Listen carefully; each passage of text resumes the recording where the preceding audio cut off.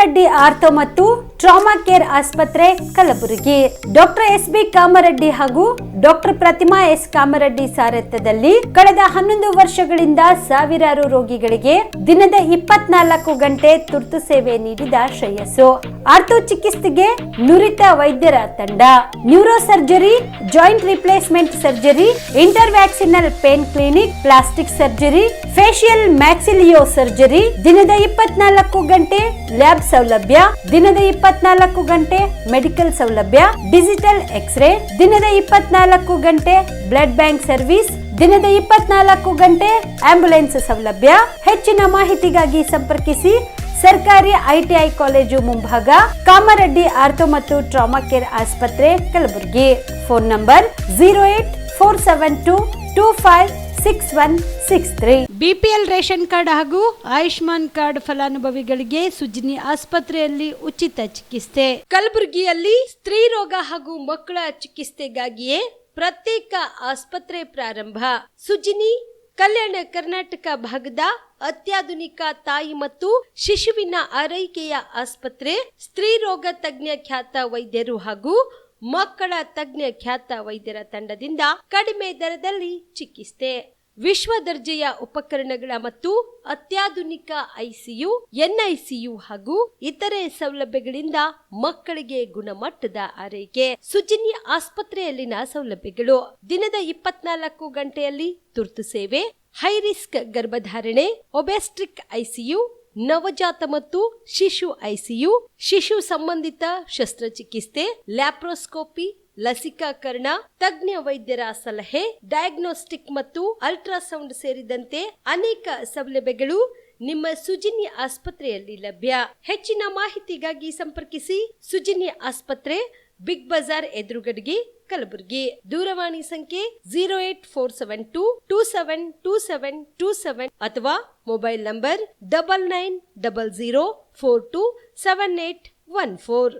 Star care multi speciality trauma emergency 24x7 ತುರ್ತು ಚಿಕಿತ್ಸಾ ಸೌಲಭ್ಯವುಳ್ಳ ಆಸ್ಪತ್ರೆ. ಕಲಬುರಗಿ ಜಿಲ್ಲೆಯ ಖ್ಯಾತ ಅನುಭವಿ ವೈದ್ಯ ಡಾಕ್ಟರ್ ಪ್ರಶಾಂತ್ ಮಾಲಿ ಅವರ ನೇತೃತ್ವದಲ್ಲಿ ಅನುಭವಿ ವೈದ್ಯರ ತಂಡದೊಂದಿಗೆ orthopaedic, neuro surgery, general surgery, general medicine, urology, gastro surgery, paediatric, obstetric, gynaecology, cardiology, neurology ಸೇರಿದಂತೆ OPD, IPD, ICU, NICU, ultrasound, 2D echo, laboratory, major OT ಸೌಲಭ್ಯಗಳೊಂದಿಗೆ ಎಲ್ಲ ರೋಗಕ್ಕೂ ಒಂದೇ ಸೂರಿನಡಿ ರಿಯಾಯಿತಿ ದರದಲ್ಲಿ ಸ್ಟಾರ್ ಕೇರ್ ಆಸ್ಪತ್ರೆಯಲ್ಲಿ ದಿನದ 24 ಗಂಟೆ ಎಮರ್ಜೆನ್ಸಿ ಚಿಕಿತ್ಸೆ ನೀಡಲಾಗುವುದು.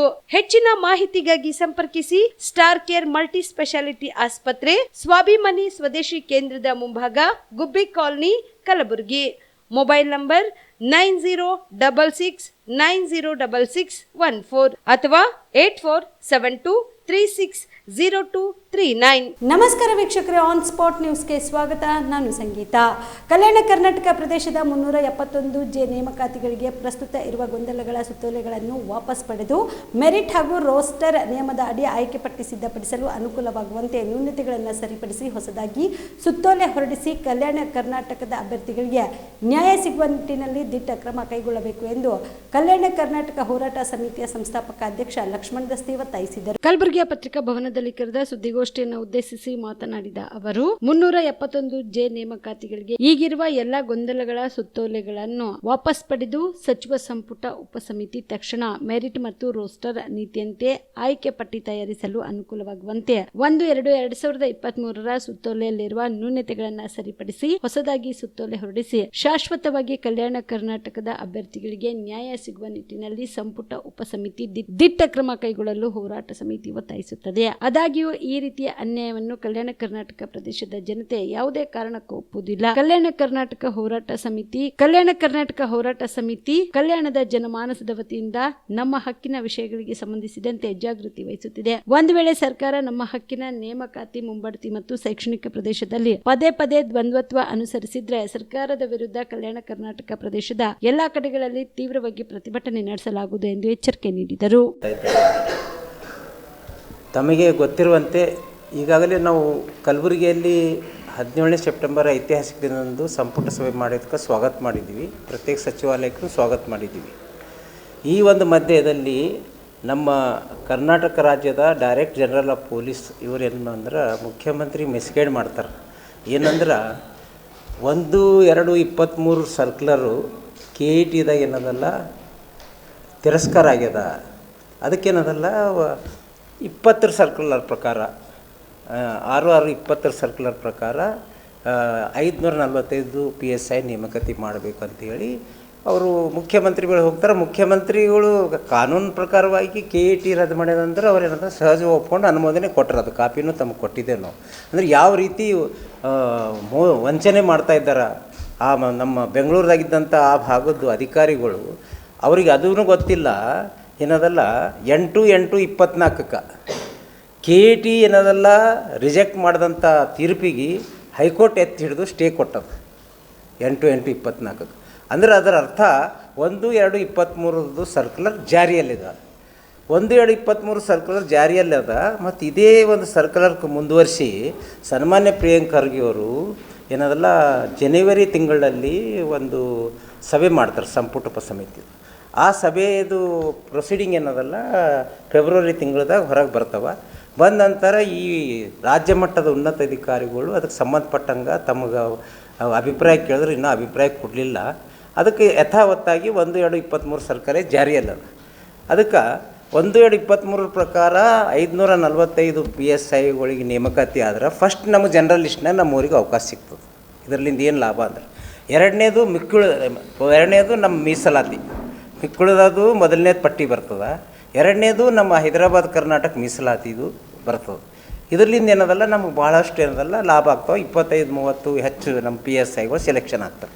ಇದು ತಪ್ಪಿಸ್ಬೇಕು, ಒಂದೊಂದು ಹುದ್ದೆನೂ ಇವ್ರಿಗೆ ಕೊಡಬಾರ್ದು ಅಂತೇಳಿ ಕುತಂತ್ರ ಮಾಡಿ ಸನ್ಮಾನ್ಯ ಮುಖ್ಯಮಂತ್ರಿ ಸಿದ್ದರಾಮಯ್ಯನವರಿಗೆ ಮಿಸ್ಗೈಡ್ ಮಾಡಿ ಈ ರೀತಿ ಏನು ಮಾಡಿದ್ದಾರೆ. ಅದಕ್ಕೆ ನಾವು ಖಂಡಿಸ್ತೀವಿ, ಬಲವಾಗಿ ಖಂಡಿಸ್ತೀವಿ. ಯಾಕಂದ್ರೆ ಇದು ಪದೇ ಪದೇ ಇದೇ ರೀತಿ ನಡೀತದೆ. 2021ನೇ ಸಾಲಿನಲ್ಲಿ ಕಲಬುರಗಿ ಮಹಾನಗರ ಪಾಲಿಕೆಯಲ್ಲಿ ನೇರ ನೇಮಕಾತಿಯಿಂದ ಆಯ್ಕೆಯಾದ ಪೌರ ಕಾರ್ಮಿಕರಿಗೆ ನೇಮಕಾತಿ ಆದೇಶ ಪತ್ರ ನೀಡುವಂತೆ ಆಗ್ರಹಿಸಿ ಇಂದು ವಿನೂತನವಾಗಿ ಪ್ರತಿಭಟನೆ ಮಾಡಲಾಯಿತು. ಕಲಬುರಗಿ ಮಹಾನಗರ ಪಾಲಿಕೆಯ ಮುಂದೆ ರಾಜ್ಯ ನಗರ ಪಾಲಿಕೆ, ನಗರಸಭೆ, ಪುರಸಭೆ ಪೌರ ಕಾರ್ಮಿಕರ ಮಹಾಸಂಘದಿಂದ ದೀರ್ಘದಂಡ ನಮಸ್ಕಾರ ಹಾಕಿ ಪ್ರತಿಭಟನೆ ಮಾಡಿದರು. 3-4 ವರ್ಷಗಳಿಂದ ನೇರ ನೇಮಕಾತಿ ಆದೇಶ ನೀಡದೆ ಅಧಿಕಾರಿಗಳು ಸತಾಯಿಸುತ್ತಿದ್ದು, ನೇರ ನೇಮಕಾತಿಯಲ್ಲಿ ಆಯ್ಕೆಯಾದ ಪೌರ ಕಾರ್ಮಿಕರಿಗೆ ನೇಮಕಾತಿ ಆದೇಶ ನೀಡಬೇಕು, ಇಲ್ಲದೆ ಹೋದಲ್ಲಿ ಹೋರಾಟ ತೀವ್ರಗೊಳಿಸಲಾಗುವುದು ಎಂದು ಎಚ್ಚರಿಕೆ ನೀಡಿದರು.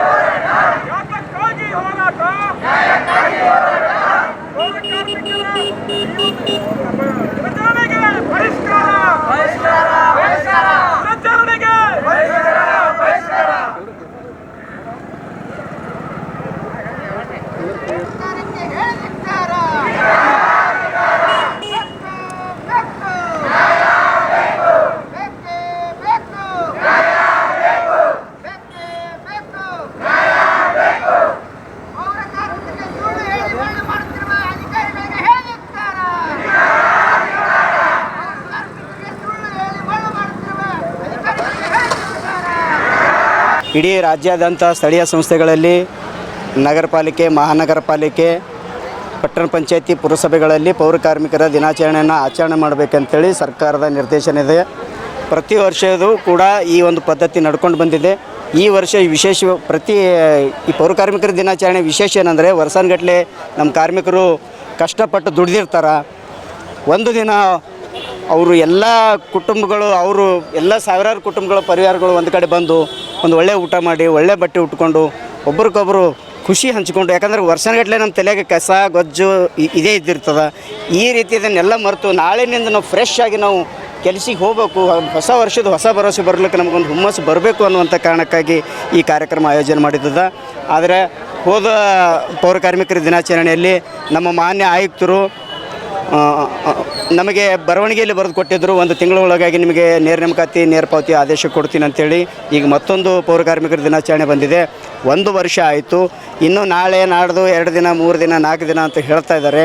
ಹೀಗಾಗಿ ಪೌರ ಕಾರ್ಮಿಕರು ಭಾಳ ಸಂಕಷ್ಟದಲ್ಲಿದ್ದೀವಿ. ಸರ್ಕಾರದಿಂದ ಸಿಗುವಂಥ ಮೂಲಭೂತ ಸೌಲಭ್ಯಗಳು ನಮಗೆ ಸಿಗ್ತಾ ಇಲ್ಲ, ಮೂಲ ಸೌಕರ್ಯಗಳು ನಮಗೆ ಸಿಗ್ತಾ ಇಲ್ಲ. ಹಾಗಾಗಿ ನಾವು ಯಾರು ಸ್ವ-ಇಚ್ಛೆಯಿಂದ ನಮಗೆ ಯಾವುದೇ ಖುಷಿ ಇಲ್ಲ. ಆ ಕಾರಣಕ್ಕಾಗಿ ಪಾಲಿಕೆ ಆಯೋಜಿಸಿರುವಂಥ ಕಾರ್ಯಕ್ರಮವನ್ನು ಬಹಿಷ್ಕರಿಸಿ ನಾವಿಲ್ಲಿ ಕುಂತೀವಿ. ಮುಖ್ಯಮಂತ್ರಿ ಸ್ಥಾನಕ್ಕೆ ಸಿದ್ದರಾಮಯ್ಯನವರು ಯಾವುದೇ ಒತ್ತಡಕ್ಕೆ ಒಳಗಾಗದೆ ರಾಜೀನಾಮೆ ನೀಡಬಾರದು ಎಂದು DMSSನ ಸಂಘಟನೆಯ ರಾಜ್ಯಾಧ್ಯಕ್ಷ ಲಿಂಗರಾಜ ತಾರ್ಫೈಲ್ ಹೇಳಿದರು.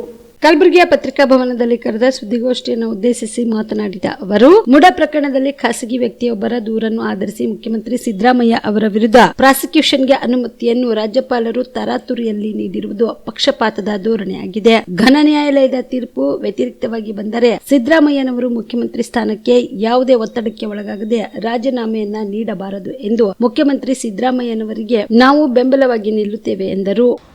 ನಾಳೆ ಏನು ನಮ್ಮ ರಾಜ್ಯದ ಮುಖ್ಯಮಂತ್ರಿಗಳಾಗಿರ್ತಕ್ಕಂಥ ಸನ್ಮಾನ್ಯ ಶ್ರೀ ಸಿದ್ದರಾಮಯ್ಯನವರ ಒಂದು ಪ್ರಾಸಿಕ್ಯೂಷನ್ಗೆ ಕೊಟ್ಟಿರ್ತಕ್ಕಂಥ ಒಂದು ನಿರ್ಣಯ ಇರತಕ್ಕಂಥ ಒಂದು ಉದ್ದೇಶದಿಂದ ಈ ಒಂದು ಗೋಷ್ಠಿಯಲ್ಲಿ ನಾವು ನಾಳೆ ಏನು ರಾಜ್ಯಪಾಲರು ಏನು ತಾವರ್ಚಂದ್ ಗೆಹ್ಲೋಟ್ ಅವರು ಪ್ರಾಸಿಕ್ಯೂಷನ್ ಕೊಟ್ಟಿರ್ತಕ್ಕಂಥದ್ದು ಖಂಡನೆ ಅಂತಕ್ಕಂಥದ್ದು ಹೇಳೋ ಮುಖಾಂತರ ಸುಮಾರು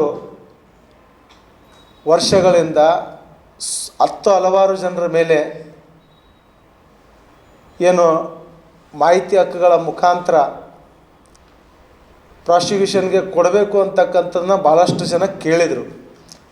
HD ಕುಮಾರಸ್ವಾಮಿ ಅವ್ರಿಗೆ ಕೇಳಿದರು, ಶಶಿಕಲಾ ಜೊಲ್ಲೆ ಅವ್ರಿಗೆ ಕೇಳಿದರು, ನಿರಾಣಿ ಅವ್ರಿಗೆ ಕೇಳಿದರು, ಹೀಗೆ ಭಾಳಷ್ಟು ನಾಯಕರಿಗೆ ಕೇಳಿದ್ರೂ ಕೂಡ ಈ ನಮ್ಮ ರಾಜ್ಯದ ರಾಜ್ಯಪಾಲರು ಕೊಟ್ಟಿರಲಿಲ್ಲ.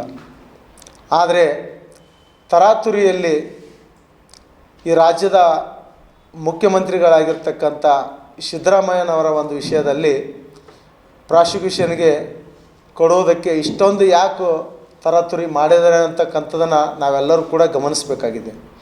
ಇದರಲ್ಲಿ ರಾಜಕೀಯವನ್ನು ಬೆರೆಸಿ ಈ ಒಂದು ಪ್ರಾಸಿಕ್ಯೂಷನ್ಗೆ ಕೊಟ್ಟಿರ್ತಕ್ಕಂಥದ್ದು ಜಗಜಾಹೀರಾಗಿದೆ.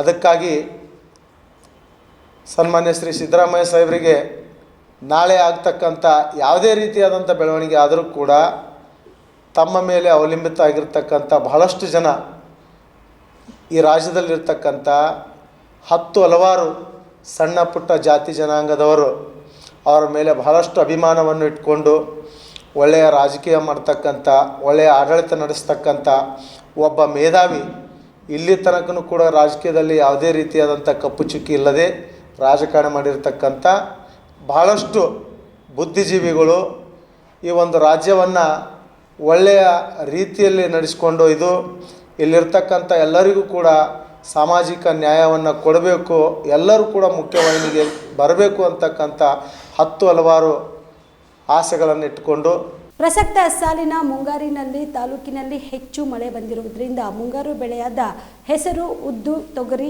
ಸೋಯಾಬೀನ್ ಬೆಳೆಗಳು ಮಳೆಯಿಂದ ಹಾನಿಯಾಗಿವೆ. ಹಾಳಾದ ಬೆಳೆಗಳಿಗೆ ಪರಿಹಾರ ನೀಡಬೇಕು ಎಂದು ಆಳಂದ ಮತಕ್ಷೇತ್ರದ ಮಾಜಿ ಶಾಸಕ ಸುಭಾಷ್ ಗುತ್ತೇದಾರ್ ಸರ್ಕಾರಕ್ಕೆ ಒತ್ತಾಯಿಸಿದರು.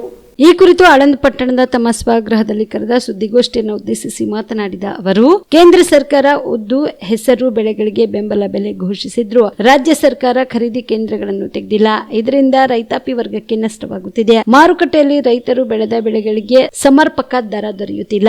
ಈ ಕೂಡಲೇ ಖರೀದಿ ಕೇಂದ್ರಗಳನ್ನು ಆರಂಭಿಸಿ ಪ್ರತಿ ರೈತರಿಂದ ಅನಿರ್ಬಂಧಿತವಾಗಿ ಉದ್ದು ಹೆಸರು ಖರೀದಿ ಮಾಡಬೇಕು ಎಂದು ಒತ್ತಾಯಿಸಿದರು. ಹೆಚ್ಚು ಮಳೆ ಬಂದು ಬೆಳೆ ಕೆಲವು ಕಡೆ ಉದ್ದು, ತೊಗರಿ, ಸೋಯಾಬೀನ್ ಹಾಗೂ ತೊಗರಿ ಬೆಳೆಗಳು ಹಾಳಾಗಿರುವುದರಿಂದ ಕಂದಾಯ ಮತ್ತು ಕೃಷಿ ಅಧಿಕಾರಿಗಳ ತಂಡದಿಂದ ಜಂಟಿ ಸಮೀಕ್ಷೆ ನಡೆಸಿ ಶಾಸಕ ಬಿಆರ್ ಪಾಟೀಲ್ ರೈತರಿಗೆ ಬೆಳೆ ವಿಮೆ ದೊರಕಿಸಿಕೊಡಲಿ ಎಂದು ಆಗ್ರಹಿಸಿದರು.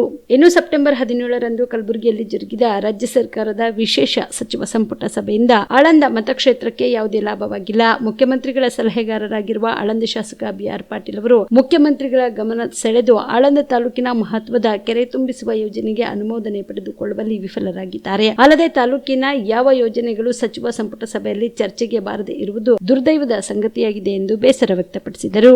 ಆಳಂದ ತಾಲೂಕದಲ್ಲಿ ಈ ಸಲ ಮಳೆ ಹೆಚ್ಚಾಗಿ ಉದ್ದ, ಹೆಸರು, ಸೋಯಾಬೀನ್, ಎಳ್ಳು ಬಹಳಷ್ಟು ಹಾಳಾಗಿವೆ. ತೊಗರಿನೂ ಕೂಡ ನೀರು ಹತ್ತಿವೆ. ಆ ಒಂದು ಮೊನ್ನೆ ನಡೆದಂಥ ಒಂದು ಸಚಿವ ಸಂಪುಟದಲ್ಲಿ ಒಂದು ಏನಂತಾರೆ ಇಲ್ಲ ಘೋಷಿಸಬೇಕಾಗಿತ್ತು. ಆಮೇಲೆ ರೈತರು ಸ್ವಲ್ಪ ಬೆಳೆದಂಥ ಉದ್ದ, ಹೆಸರು, ಎಳ್ಳು, ಸೋಯಾಬೀನ್ ಬೆಂಬಲ ಬೆಲೆಯನ್ನು ಕೂಡ ಘೋಷಿಸಬೇಕಾಗಿತ್ತು. ಮೊನ್ನೆ ನಡೆದಂಥ ಸಚಿವ ಸಂಪುಟದಲ್ಲಿ ಆಳಂದ ತಾಲೂಕಿಗೆ ಯಾವುದೇ ಒಂದು ಕಾಮಗಾರಿಗಳು ಕೊಟ್ಟಿಲ್ಲ. ಬಿ ಆರ್ ಪಾಟೀಲರು ಇವತ್ತು ಮುಖ್ಯಮಂತ್ರಿಗಳ ಒಂದು ಸಲಹೆಗಾರರಾಗಿದ್ದಾರೆ ಮತ್ತು ಆಳಂದ ಕ್ಷೇತ್ರದ ಒಂದು ಶಾಸಕರಾಗಿದ್ದಾರೆ. ಹೆಚ್ಚಿನ ಒಂದು ಮುಖ್ಯಮಂತ್ರಿಗಳಿಗೆ ಹೇಳಿ ಒಂದು ಅನುದಾನ ತಗೋಬೇಕಾಗಿತ್ತು. ಆದರೆ ಸಚಿವ ಸಂಪುಟದಲ್ಲಿ KKRDB ಒಂದು ಅನುದಾನನೇ ಇವತ್ತು ಘೋಷಣೆ ಮಾಡಿದ್ದಾರೆ. ಅದನ್ನು ಕೂಡ ಬಲ್ಲ ಒಂದು ಕೆಲವು ಪ್ರತಿಷ್ಠಿತ ಶಾಸಕರು ಮತ್ತು ಸಚಿವರ ಕ್ಷೇತ್ರಗಳಿಗೆ ಇವತ್ತು ಅನುದಾನ ಕೊಟ್ಟಿದ್ದಾರೆ. ಇದನ್ನು ನಾನು ಖಂಡನೆ ಮಾಡಿ ಇವತ್ತು ಕೆರೆಗಳ ಒಂದು ನೀರು ತುಂಬ ಒಂದು ಕಾರ್ಯನೂ ಕೂಡ ಇವತ್ತು ಆಳಂದ ಕ್ಷೇತ್ರದಲ್ಲಿ ಇತ್ತು. ಅದಕ್ಕಾದ್ರೂ ಕೂಡ ಅನುದಾನ ಕೊಡಬೇಕಾಗಿತ್ತು. ಈ ಒಂದು ವಿಷಯದಲ್ಲಿ ಬಿ ಆರ್ ಪಾಟೀಲರು ಇವತ್ತು ಏನೂ ಕೆಲಸ ಮಾಡಿಲ್ಲ.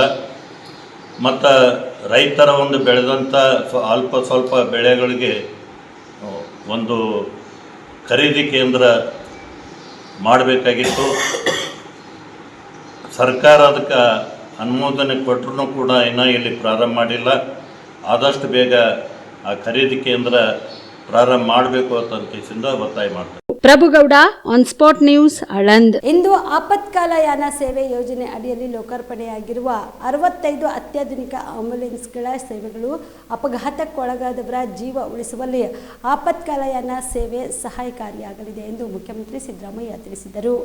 ಇಂದು ವಿಧಾನಸೌಧದ ಬಳಿ ಮಾಧ್ಯಮದವರ ಜೊತೆ ಮಾತನಾಡಿದ ಅವರು 26 ಸುಧಾರಿತ ಹಾಗೂ 39 ಬೇಸಿಕ್ ಲೈಫ್ ಸಪೋರ್ಟ್ ಆಂಬ್ಯುಲೆನ್ಸ್ಗಳನ್ನು ಇಂದು ಜನರ ಸೇವೆಗೆ ಮುಕ್ತಗೊಳಿಸಲಾಗಿದ್ದು ಇವುಗಳನ್ನು ರಾಜ್ಯದ ವಿವಿಧ ಜಿಲ್ಲೆಗಳಿಗೆ ಕಳಿಸಲಾಗುವುದು ಎಂದು ತಿಳಿಸಿದರು. ರಾಜ್ಯಪಾಲರು ಅರ್ಕಾವತಿ ಪ್ರಕರಣಕ್ಕೆ ಸಂಬಂಧಿಸಿದಂತೆ ಸರ್ಕಾರಕ್ಕೆ ಪತ್ರ ಬರೆದಿರುವ ಬಗ್ಗೆ ಪ್ರತಿಕ್ರಿಯೆ ನೀಡಿದ ಅವರು ಬಿಜೆಪಿಯವರು ಈ ಹಿಂದೆ 4 ವರ್ಷಗಳ ಅವಧಿಯಲ್ಲಿದ್ದಾಗ ವಿಷಯವನ್ನು ಏಕೆ ವಿಧಾನಸಭೆಯಲ್ಲಿ ಪ್ರಸ್ತಾಪಿಸಿಲ್ಲ? ಈ ವಿಷಯಕ್ಕೆ ಸಂಬಂಧಿಸಿದಂತೆ ಸಿಟಿ ರವಿ ಅವರು ರಾಜ್ಯಪಾಲರಿಗೆ ಈಗ ಪತ್ರ ಬರೆದದ್ದು ಹಿಂದೆ ಅವರು ಸಚಿವರಾಗಿದ್ದಾಗ ಕ್ರಮ ಬೇಕೆ ತೆಗೆದುಕೊಳ್ಳಿಲ್ಲ ಎಂದು ಮರು ಪ್ರಶ್ನೆ ಮಾಡಿದರು. ರಾಜ್ಯಪಾಲರ ಪತ್ರವನ್ನು ಪರಿಶೀಲಿಸಿ ಮುಂದಿನ ಕ್ರಮ ಕೈಗೊಳ್ಳಲಾಗುವುದು ಎಂದರು. ರಾಜ್ಯಪಾಲರ ನಡೆಗೆ ಸಂಬಂಧಿಸಿದಂತೆ ರಾಷ್ಟ್ರಪತಿಗಳಿಗೆ ದೂರು ಕೊಡುವ ವಿಚಾರ ಇದೆಯೇ ಎಂಬುದಕ್ಕೆ ಪ್ರತಿಕ್ರಿಯೆ ನೀಡಿದ ಅವರು ರಾಜ್ಯಪಾಲರು ಸಣ್ಣ ವಿಷಯಗಳ ಬಗ್ಗೆ ಗಮನ ಕೊಡುತ್ತಿದ್ದಾರೆ. ಕನ್ನಡದಲ್ಲಿ ಸಹಿ ಮಾಡುತ್ತಿಲ್ಲವೆಂಬ ಸಣ್ಣ ವಿಷಯದ ಬಗ್ಗೆಯೂ ರಾಜ್ಯಪಾಲರು ಸರ್ಕಾರಕ್ಕೆ ಪತ್ರ ಬರೆದು ವರದಿ ಕೇಳುವ ಬಗ್ಗೆ ಪ್ರಸ್ತಾಪಿಸಿ ಕನ್ನಡದಲ್ಲಿರುವ ಪತ್ರಗಳಿಗೆ ಕನ್ನಡದಲ್ಲಿ ಹಾಗೂ ಆಂಗ್ಲದಲ್ಲಿ ಸಹಿ ಮಾಡುವುದು ತಪ್ಪಲ್ಲ. ಇಂತಹ ಕ್ಷುಲ್ಲಕ ವಿಚಾರಗಳ ಬಗ್ಗೆ ರಾಜ್ಯಪಾಲರು ಉತ್ತರ ಕೇಳುವುದು ಸರಿಯಲ್ಲ ಎಂದರು. ವೆಂಟಿಲೇಟರ್ ಇರ್ತದೆ, advanced life support, basic life support ಅಂತ ಇರ್ತದೆ. 30 ಅಡ್ವಾನ್ಸ್ಡ್ ಲೈಫ್ ಸಪೋರ್ಟು ಉಳಿದವು 35 ಬೇಸಿಕ್ ಲೈಫ್ ಸಪೋರ್ಟ್ ಮಾಡ್ತೀವಿ. ಈ ಬೇಸಿಕ್ ಲೈಫ್ ಸಪೋರ್ಟ್ನಲ್ಲಿ ವೆಂಟಿಲೇಟರ್ ಇರೋದು, ಇದರಲ್ಲಿ ವೆಂಟಿಲೇಟರ್ ಇಲ್ಲ. ಇದನ್ನು 8 ಜಿಲ್ಲೆಗಳಲ್ಲಿ ಇವತ್ತು ಪ್ರಾರಂಭ ಮಾಡ್ತಾ ಇದ್ದೀವಿ.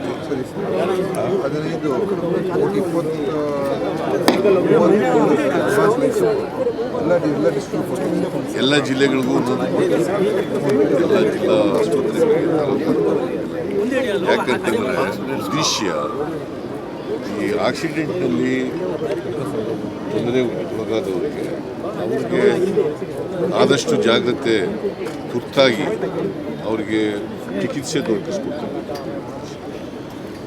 ಅವರ ಲೈಫನ್ನ ಉಳಿಸ್ತಾರೆ.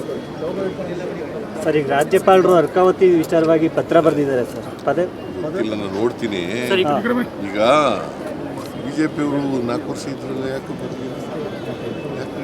ಅದೇ ನಿಮ್ಮ ಅವಧಿಯಲ್ಲಿ ಬರೆದಿದ್ದಾರಲ್ಲ. ಆಯ್ತಪ್ಪ, ನಮ್ಮ ಅವಧಿ. ನೀವು ಇದನ್ನೇ ಪ್ರಶ್ನೆ ಕೇಳ್ತಾ ಇದೆಯಾ ನೀನು? C, they are in power. Why they are not placed before the assembly? 4 ವರ್ಷ ಇದ್ರಲ್ರಿ. ಈಗ CT ರವಿ ಲೆಟರ್ ಬರೆದಿದ್ದಾರೆ. ಆಗ್ಯಾಕೆ ಅವರೇ ಮಂತ್ರಿ ಇದ್ರಲ್ಲ, ಆಗ್ಯಾಕೆ ಮಾಡಲಿಲ್ಲ? ನಾನು ಮಾಡಿ ಅಂತ ಹೇಳಿದೆ. ಈಗ ಏನಾಗಿದೆ ಗೊತ್ತಾ ನಿಮಗೆ? ಇದ್ರ ಮೇಲೆ ಕೇಶವನಾರಾಯಣ ಅನ್ನೋರು ಅಧ್ಯಕ್ಷ. ಇವೆಲ್ಲ ನೋಡಬೇಕು, ನೋಡ್ಬಿಟ್ಟು ವಿಲ್ ಟೇಕ್ ಇಟ್.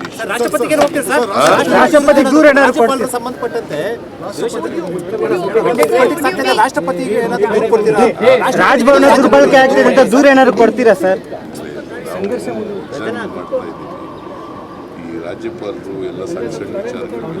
ಈಗ ಅವನು ಯಾವನೋ ಒಬ್ಬ ಕಂಪ್ಲೇಂಟ್ ಕೊಟ್ಟು ಸುಮ್ಮನೆ ನಿಮಗೆ ಏನಂತ ಕಂಪ್ಲೇಂಟ್ ಕೊಟ್ಟು ನಮ್ಮ ಮೈಸೂರಿನವರು ಅವ್ರು ಯಾವಾಗ ಕನ್ನಡದಲ್ಲಿ ಸೈನ್ ಮಾಡ್ತಾ ಇದ್ದಾರೆ, ಇಂಗ್ಲೀಷ್ನಲ್ಲಿ ಸೈನ್ ಮಾಡಿಬಿಟ್ರೆ ಅದಕ್ಕೆ ಎಂಕ್ವೈರಿ ಮಾಡಿ ಅಂತ. ಅದು ಇಶ್ಯೂನ ಇಶ್ಯೂ ಏನ್ರಿ ಅದು? ಇಂಗ್ಲೀಷ್ನಲ್ಲೂ ಮಾಡ್ಬೋದು, ಕನ್ನಡದಲ್ಲೂ ಮಾಡ್ಬೋದು. ಯಾರು ಬೇಕಾದರೂ ಯಾವ ಭಾಷೆ, ಅವ್ರಿಗೆ ಯಾವ ಭಾಷೆಯಲ್ಲಿ ಬರ್ತದೆ ಆ ಭಾಷೆಯಲ್ಲಿ ಮಾಡ್ಬೋದು. ನಾನು ಸಾಮಾನ್ಯವಾಗಿ ಕನ್ನಡದಲ್ಲಿ. ಸೇಡಂ ಮತಕ್ಷೇತ್ರದ ಸುಲೇಪೇಟೆ ಗ್ರಾಮದಲ್ಲಿ ವಿವಿಧ ಅಭಿವೃದ್ಧಿ ಕಾಮಗಾರಿಗಳ ಅಡಿಗಲ್ಲು ಮತ್ತು ಉದ್ಘಾಟನೆ ಸಮಾರಂಭಕ್ಕೆ ವೈದ್ಯಕೀಯ ಶಿಕ್ಷಣ ಸಚಿವ ಡಾಕ್ಟರ್ ಶ್ರೀಪ್ರಕಾಶ್ ಪಾಟೀಲ್ ಚಾಲನೆ ನೀಡಿದರು. ಸೇಡಂ ಮತಕ್ಷೇತ್ರದಲ್ಲಿ ಬರುವ ಚಿಂಚೋಳಿ ತಾಲೂಕಿನ ಸುಲೇಪೇಟೆ ಗ್ರಾಮದಲ್ಲಿ ಇಂದು ಲೋಕೋಪಯೋಗಿ ಇಲಾಖೆ ಹಾಗೂ ಜಿಲ್ಲಾ ಪಂಚಾಯತ್ ಕಲಬುರಗಿ ಇವರ ಸಂಯುಕ್ತಾಶ್ರಯದಲ್ಲಿ ವಿವಿಧ ಅಭಿವೃದ್ಧಿ ಕಾಮಗಾರಿಗಳ ಅಡಿಗಲ್ಲು ಹಾಗೂ ಸಮಾರಂಭಕ್ಕೆ ವೈದ್ಯಕೀಯ ಶಿಕ್ಷಣ ಸಚಿವರಾದ ಡಾಕ್ಟರ್ ಶ್ರೀಪ್ರಕಾಶ್ ಪಾಟೀಲ್ ಚಾಲನೆ ನೀಡಿದರು. ಇದೇ ಸಂದರ್ಭದಲ್ಲಿ ಮಾತನಾಡಿದ ಅವರು, ಕಾಂಗ್ರೆಸ್ ಸರ್ಕಾರ ನುಡಿದಂತೆ ನಡೆದದ್ದು ಗ್ಯಾರಂಟಿಗಳನ್ನು ಜಾರಿಗೆ ಮಾಡುವುದರ ಮೂಲಕ ಬಡ ಜನರಿಗೆ ಅನುಕೂಲ ಮಾಡಿಕೊಟ್ಟಿದೆ ಎಂದು ತಿಳಿಸಿದರು.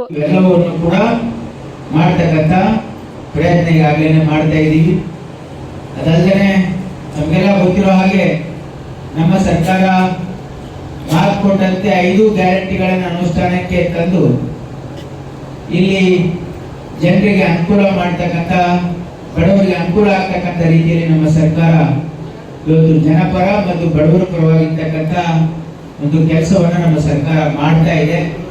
ಇದಕ್ಕೆ ಸಹಿಸಿಕೊಳ್ಳಕ್ಕಾಗದೇ ಇರ್ತಕ್ಕಂಥ ಬಿಜೆಪಿ ಅವರು ಇಲ್ಲ ಸಲ್ಲದ ಆರೋಪಗಳನ್ನ ಮಾಡಿ ಸರ್ಕಾರಕ್ಕೆ ಕೆಟ್ಟ ಹೆಸರು ತರಬೇಕು ಅಂತ ಪ್ರಯತ್ನ ಕೂಡ ಮಾಡ್ತಾ ಇವೆ. ಅವ್ರು ಏನೇ ಮಾಡ್ಕೊಳ್ಳಿ, ಆದ್ರೆ ನಮ್ಮ ಸರ್ಕಾರದ ಗುರಿ ಜನರ ಹಿತ, ಈ ಭಾಗದ ಅಭಿವೃದ್ಧಿನೇ ನಮ್ಮ ಸರ್ಕಾರದ ಗುರಿಯಾಗಿದೆ. ತಮಗೆಲ್ಲ ಗೊತ್ತಿರೋ ಹಾಗೆ ಮೊನ್ನೆ 17ನೇ ತಾರೀಕು ನಡೆದಿರ್ತಕ್ಕಂಥ ಸಚಿವ ಸಂಪುಟ ಸಭೆಯಲ್ಲಿ ಕಲ್ಯಾಣ ಕರ್ನಾಟಕ ಭಾಗಕ್ಕೆ ಸುಮಾರು 11,770 ಕೋಟಿ ರೂಪಾಯಿ ಮಾನ್ಯ ಮುಖ್ಯಮಂತ್ರಿಗಳಾಗಿರ್ತಕ್ಕಂಥ ಸಿದ್ದರಾಮಯ್ಯನವರು, ಉಪಮುಖ್ಯಮಂತ್ರಿಗಳಾಗಿರ್ತಕ್ಕಂಥ DK ಶಿವಕುಮಾರ್ ಅವರು ಈ ಭಾಗದಲ್ಲಿ ಅನೇಕ ಇವತ್ತು ಯೋಜನೆಗಳಿಗೆ ಮಂಜೂರಾತಿ ನೀಡಿ ಈ ಭಾಗದ ಜನರ ಅಪೇಕ್ಷೆ ಮತ್ತು ನಿರೀಕ್ಷೆ ಅಂತಾನೆ ಕಲ್ಯಾಣ ಕರ್ನಾಟಕದ ಭಾಗದ ಜನರ ನಿರೀಕ್ಷೆಯಂತೆ ಮಾನ್ಯ ಮುಖ್ಯಮಂತ್ರಿಗಳು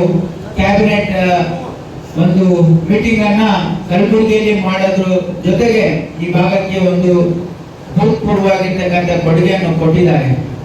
ಹಾಗಾಗಿ ಇನ್ನು ಇದೇ ವೇಳೆಯಲ್ಲಿ ಅಂಗವಿಕಲರಿಗೆ ತ್ರಿಚಕ್ರ ವಾಹನ ವಿತರಣೆ ಮಾಡಿದರು. ಈ ಸಂದರ್ಭದಲ್ಲಿ ಯುವ ಕರ್ನಾಟಕ ವೇದಿಕೆಯ ತಾಲೂಕಾ ಅಧ್ಯಕ್ಷ ಸಚಿನ್ ಚೌಹಾಣ್ ಚಿಂಚೋಳಿಯ ತಾಲೂಕಿನಲ್ಲಿ ನಕಲಿ ವೈದ್ಯರ ಹಾವಳಿ ತಡೆಗಟ್ಟುವಂತೆ ಸಚಿವರಿಗೆ ಮನವಿ ಸಲ್ಲಿಸಿದರು.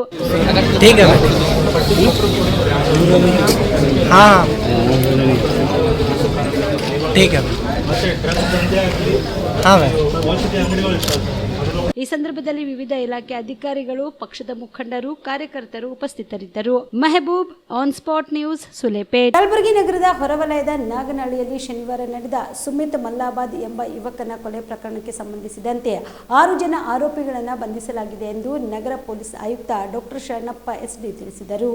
ಕಲಬುರಗಿ ನಗರದ ಪೊಲೀಸ್ ಆಯುಕ್ತರ ಕಚೇರಿಯಲ್ಲಿ ಇಂದು ಸುದ್ದಿಗೋಷ್ಠಿ ನಡೆಸಿ ಮಾತನಾಡಿದ ಅವರು, ಈ ಕೊಲೆ ಪ್ರಕರಣಕ್ಕೆ ಸಂಬಂಧಿಸಿದಂತೆ ರಾಜ್ಕುಮಾರ್, ವರುಣಕುಮಾರ್, ಸಿದ್ದು, ಪ್ರಜ್ವಲ್, ಜಯಮ್ಮ ಮತ್ತು ಜಯಮ್ಮಳ ಮಗಳು ಸೇರಿದಂತೆ 6 ಜನರನ್ನ ಬಂಧಿಸಿ ನ್ಯಾಯಾಂಗ ಬಂಧನಕ್ಕೆ ಒಪ್ಪಿಸಲಾಗಿದೆ ಎಂದರು. ಕೊಲೆಯಾದ ಸುಮಿತ್ನ ಅಣ್ಣ ಸಚಿನ್ ರಾಜ್ಕುಮಾರ್ ಅವರ ಪುತ್ರಿಯನ್ನು ಪ್ರೀತಿಸುತ್ತಿದ್ದ. ಇದೇ ಕಾರಣಕ್ಕೆ ರಾಜ್ಕುಮಾರ್ ಕುಟುಂಬದವರು ಶನಿವಾರ ಸುಮಿತ್ ಮನೆಗೆ ಬಂದು ಜಗಳ ತೆಗೆದಿದ್ರು. ಜಗಳ ವಿಕೋಪಕ್ಕೆ ಹೋಗಿ ಚಾಕುವಿನಿಂದ ಇರಿದು ಸುಮಿತ್ನನ್ನು ಕೊಲೆ ಮಾಡಲಾಗಿದೆ ಎಂದು ವಿವರಿಸಿದರು. ಯೂನಿವರ್ಸಿಟಿ ಪೊಲೀಸ್ ಸ್ಟೇಷನ್ ವ್ಯಾಪ್ತಿಯಲ್ಲಿ ಏನು ಒಂದು ಕೊಲೆ ಪ್ರಕರಣ ವರದಿಯಾಗಿತ್ತು.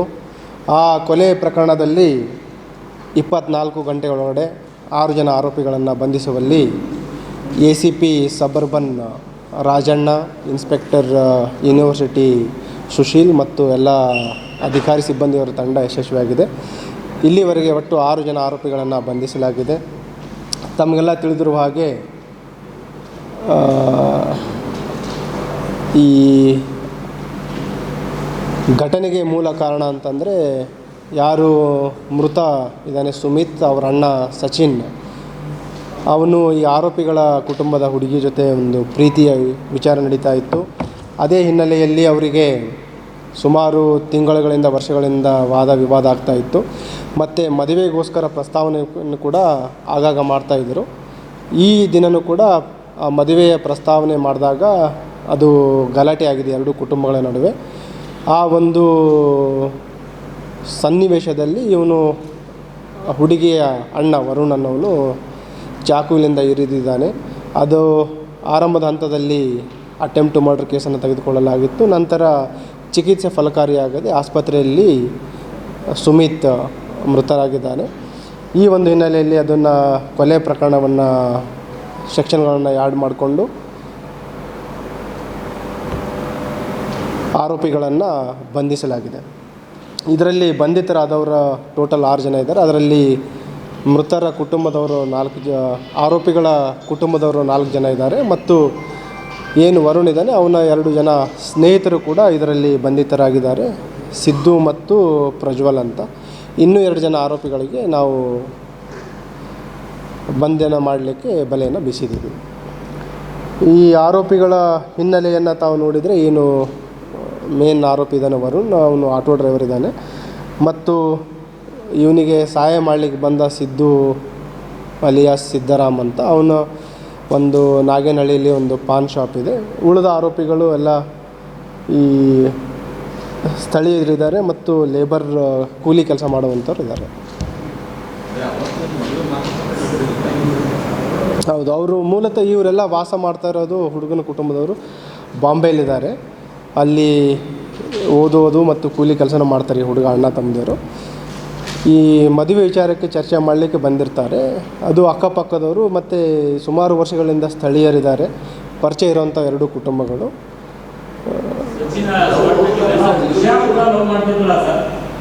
ಹೌದು, ಘಟನೆ ಆಗಬೇಕಾದ್ರೆ ಸಚಿನ್ ಇರಲಿಲ್ಲ. ಸೊ ಸಚಿನ್ ಆ ಘಟನೆ ಆಗಬೇಕಾದ್ರೆ ಇರಲಿಲ್ಲ. ಆ ಒಂದು ಸಂದರ್ಭದಲ್ಲಿ ಸುಮಿತ್ ಅವ್ರ ತಾಯಿ ಜೊತೆ ಇದ್ದಿರ್ತಾನೆ, ಗಲಾಟೆ ಆಗುತ್ತೆ.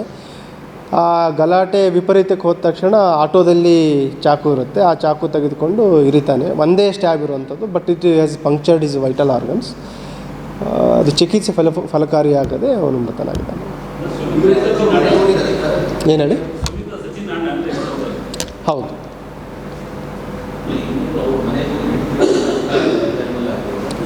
ಕೇಳಿಸ್ತಾ ಇಲ್ಲ.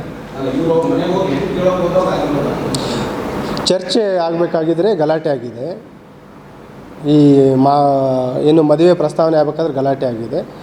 ಅದು ಮೊದಲೊಂದು ಸಲ ಗಲಾಟೆ ಆಗುತ್ತೆ, ನಂತರ ಅದು ವಾಗ್ವಾದಕ್ಕಾದ ತಕ್ಷಣ ಮತ್ತೆ ಚಾಕು ತೆಗೆದು ಇರುತ್ತಾನೆ. ಬಿಜೆಪಿ ನಾಯಕರು ಸುಮ್ಮನೆ ಆರೋಪ ಮಾಡುವುದೇ ಕಾಯಕ ಮಾಡಿಕೊಂಡಿದ್ದಾರೆ. ನಮ್ಮ ಸರ್ಕಾರಕ್ಕೆ ಕೆಟ್ಟ ಹೆಸರು ತರಲು ಪ್ರಯತ್ನ ಮಾಡುತ್ತಿದ್ದಾರೆ ಎಂದು ಸಚಿವ ಶರಣ್ ಪ್ರಕಾಶ್ ಪಾಟೀಲ್ ಬಿಜೆಪಿ ವಿರುದ್ಧ ಹರಿಹಾಯ್ದರು. ಸೇಡಂ ಮತಕ್ಷೇತ್ರದ ಚಿಂಚೋಳಿ ತಾಲೂಕಿನ ಸುಲೇಪೇಟ್ ಗ್ರಾಮದಲ್ಲಿ ಇಂದು ಸುದ್ದಿಗಾರರೊಂದಿಗೆ ಮಾತನಾಡಿದ ಅವರು, ಬಿಜೆಪಿ ಅವರಿಗೆ ಅಧಿಕಾರದಿಂದ ಹೊರಗಡೆ ಇರಲು ಆಗುತ್ತಿಲ್ಲ, ಆದ್ರಿಂದ ಹೀಗಾಗಿ ಸರ್ಕಾರದ ಮೇಲೆ ಇಲ್ಲ ಸಲ್ಲದ ಆರೋಪ ಮಾಡುತ್ತಿದ್ದಾರೆ ಎಂದು ಹರಿಹಾಯ್ದರು. ಸುಲೇಪೇಟದಲ್ಲಿ ಮಟಕ ಹಾಗೂ ಜೂಜಾಟ ನಡೆಯುತ್ತಿದೆ ಎಂದು ಪತ್ರಕರ್ತರು ಕೇಳಿದ ಪ್ರಶ್ನೆಗೆ ಪ್ರತಿಕ್ರಿಯಿಸಿದ ಸಚಿವರು, ಈಗಾಗಲೇ ಎಸ್ಪಿ ಅವರಿಗೆ ಹೇಳಲಾಗಿದೆ, ಇಲ್ಲಿ ಯಾವುದೇ ರೀತಿಯ ಮಟಕ ಗಾಂಜಾ ಜೂಜಾಟದಲ್ಲಿ ಪಾಲ್ಗೊಂಡವರಿಗೆ ನಿರ್ದಾಕ್ಷಣ್ಯ ಕ್ರಮ ಕೈಗೊಳ್ಳಲು ಸ್ಪಷ್ಟವಾಗಿ ಹೇಳಲಾಗಿದೆ ಎಂದು ತಿಳಿಸಿದರು. Mehboob, on spot news, Sulepet. ಪ್ರಭುತ್ವಕ್ಕೆ ಧಕ್ಕೆ ತರ್ತಕ್ಕಂಥದ್ದು ಬಿಜೆಪಿ ಹತಾಶ ಭಾವನೆಯಿಂದ ಮಾಡ್ತಿರ್ತಕ್ಕಂಥ ಒಂದು ಕೆಲಸಗಳಿವೆ. ಯಾಕಂದರೆ ಜನ ಅವರಿಗೆ ತಿರಸ್ಕಾರ ಮಾಡಿದ್ದಾರೆ.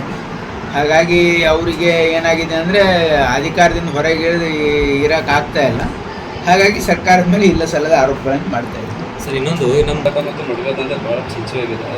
ನೋಡಿ, ನಾನು ಭಾಳ ಸ್ಪಷ್ಟವಾಗಿ ಮೊನ್ನೆ ನಾವು ಇಲ್ಲಿ ಎಸ್ ಪಿಗೂ ಹೇಳಿದ್ದೀವಿ, ಯಾವುದೇ ರೀತಿಯ ಇಲ್ಲಿ ಮಟಕ, ಆಮೇಲೆ ಗಾಂಜಾ, ಆಮೇಲೆ ಜೂಜಾಟ, ಇದಕ್ಕೆ ಝೀರೋ ಟಾಲರೆನ್ಸ್.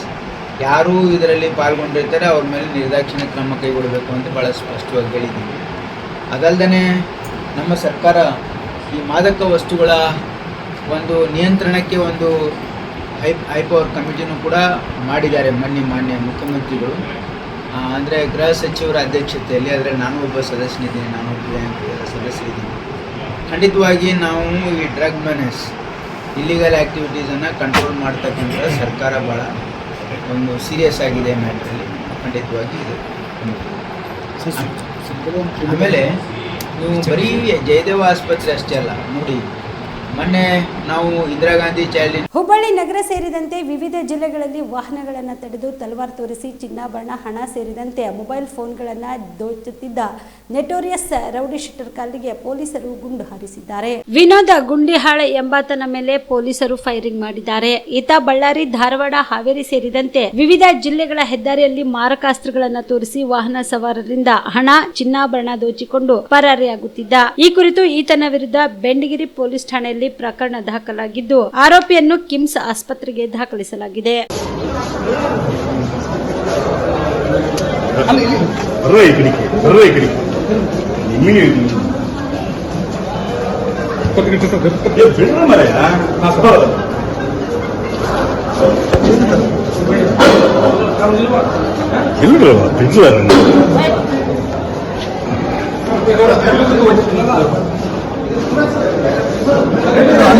ಇವಿಷ್ಟು ಈವರೆಗಿನ ಸುದ್ದಿಗಳು. ಹೀಗೆ ನೋಡ್ತಾ ಇರಿ ಆನ್ ಸ್ಪಾಟ್ ನ್ಯೂಸ್. ಇದು ಕ್ಷಿಪ್ರ, ನಿಖರ, ನೇರ.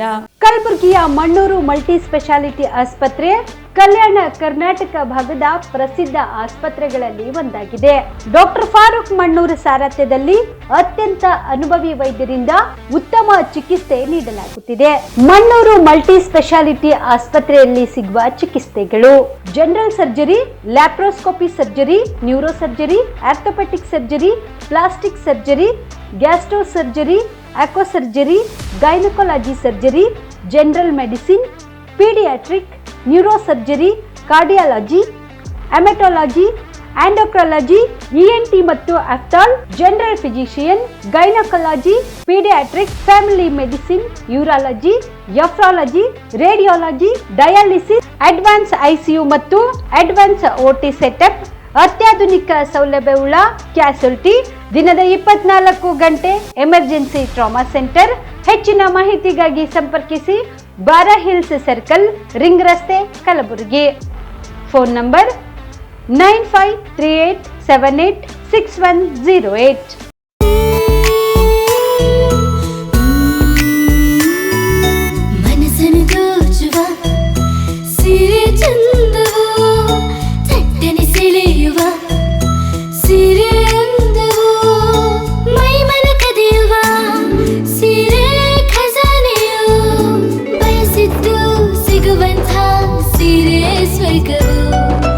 ಮದುವೆಯ ಸಂಭ್ರಮದ ಚಿತ್ತಾರದ ಸೀರೆಗಳು